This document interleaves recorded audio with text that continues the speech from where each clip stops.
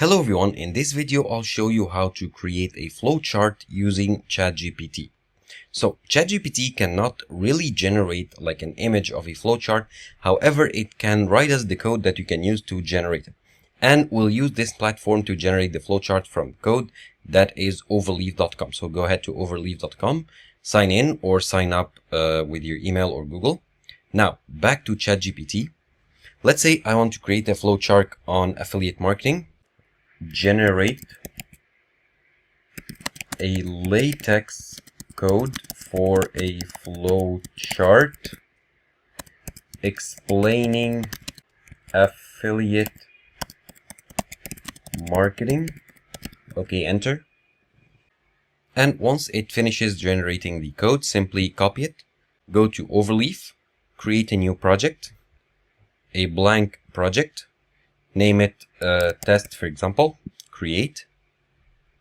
And once it finishes loading, simply delete all the code that is pre-written here by default, paste the code that's generated by ChatGPT, and then click on recompile.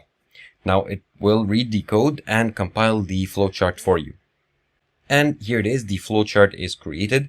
You can zoom in, you can go ahead and scroll or with two fingers to pan around here, and you can, if you want it like more simple version or a more complex version, you can go ahead and ask ChatGPT to generate it. Let's make it more complex. Make, for example, make the flow chart more complex.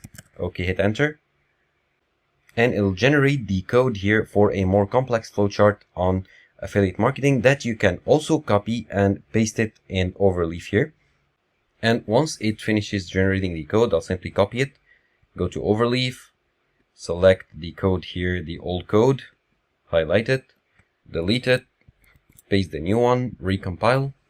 And as you can see here, the more complex version of the flowchart is generated.